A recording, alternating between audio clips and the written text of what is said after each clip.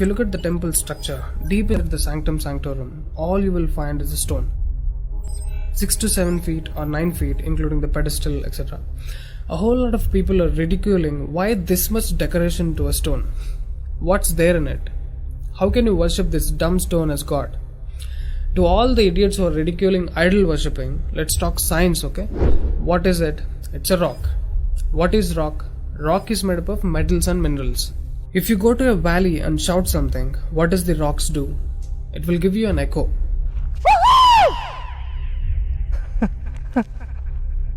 It's an open place. The sound travels, hits the rock and throws it back. This phenomena is called echo and it's scientifically proven, everybody knows it. Depending on how loud you send these sound waves, accordingly rocks will throw back an echo. Every rock, that's why you will hear 2-3 sounds at different intervals. Visually you cannot see what's happening, but you can hear it. This is in open space. Imagine if you're doing it in a closed place. What would be the amount of echo? Obviously much more than the open space. Let's get inside the temple. You will find a linga or a statue made of a rock. And it's placed in a closed wall structure with a galigopuram on the top. That means a pyramid structure with a tip pointing to the sky. There will be no ventilation. Tight packed and covered with stone walls to a precision where even the light cannot enter. Now people send some sounds to the rock. Not just today, it's been practiced since thousands of years. They are sending some sounds to the rock continuously, right from the morning to afternoon to evening till night, every day.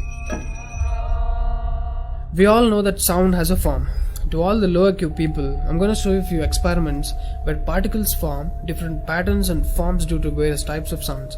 I saw a beautiful music video in this channel in which they show how water, fire, particles respond to the sound. It's an incredible experiment, you must watch it. It is a film to describe to you the effect of cymatic frequencies.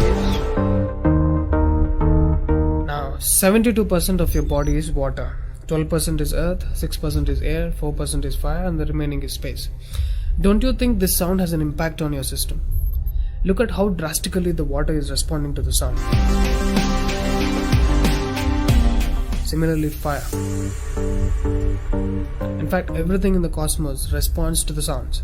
That's why yogis of the past have always said sound is the basis of existence. Every form is a certain reverberation of sound. If you master the sound, you can play with the 5 elements. That's how the sages of the past used to walk on water, disappear into the air, walk through the walls, etc. In Harry Potter movie, what you have seen is just a fiction story. But here, we have got yogis who did all that for real. Even though there are many mystics who can do these things, not just them. You and I can do it if we attain certain mastery over the sound. You need a perception beyond the senses to do that. For that, you need to do a different level of sadhana. You can't do that in a laboratory through some dumb experiment. All those who tried either ended up neurotic or died an utter failure. Wasted a lot of money in the research. So except dhyanam, technically there is no other way. Sorry to disappoint the people who are lazy to yoga. Okay, sound. I recommend you to watch more such experiments in YouTube to understand better what I'm trying to say here.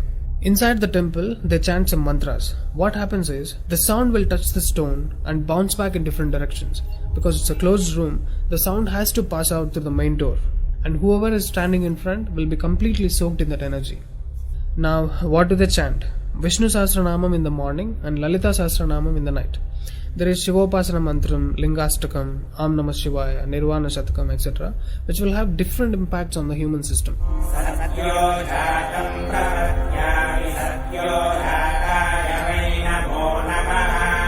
I really wanted to check what impact these sounds have on the human system.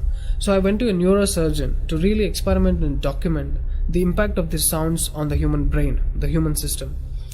I took my friend Rahul for the EEG test. It's called electroencephalography, where you can see the brain activity, the activity of the nervous system of a person on a computer. We played Lalita Sahastranamam to him.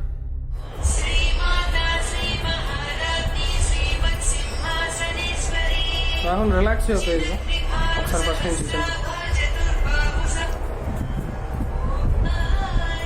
Right.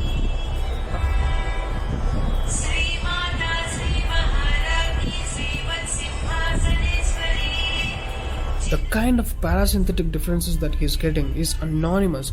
Oh my god, then I understood. These sounds are engineered in such a way that the rhythm of the chant will go inside your parasympathetic nervous system and will put you into deep sleep within 3 to 5 minutes.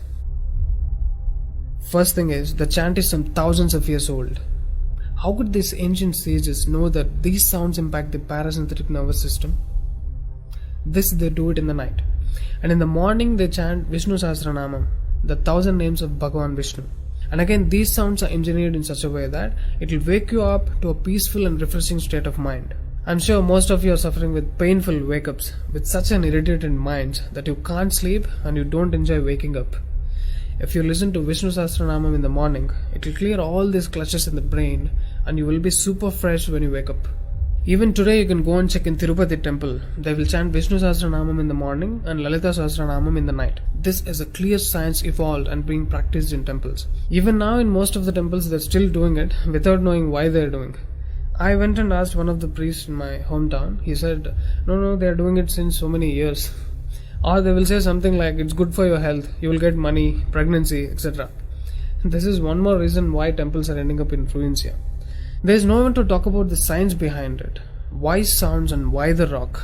So they call this rock as God, and when you chant for God, their idea is to benefit the human beings living in the city.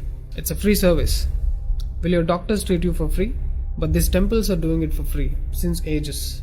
But now, these temples are under attack. It's time to free them from government's control. Temples' properties are being looted. They think too much of gold is available there. You know what? The temple design is such, there will be a Dvajastambam, which is made of some metal, usually gold or copper. Brass is a good conductor of sound, gold is an excellent conductor of electricity, and it has higher receptivity of the energy. To all the idiots who are worried about so much gold being used in the temple construction, just smack them with this video. This is a clear science and most sophisticated engineering that even the modern science has no clue of. There is much more to the design of the temple. The design is such, the energy waves reverberated by the gopuram will pass straight and touch the antenna kind of arrangement here and stored in the energy format. People are supposed to touch it, a lot of people touch their heads without knowing why they are doing it. And then you are supposed to walk into the space which is filled with this energy transmitted by the rock inside. Doesn't matter whether you are a Muslim, Hindu or a Christian, you can't escape the energy. You will be bathed in the glory of that energy. You can actively feel the difference after you pass through the path.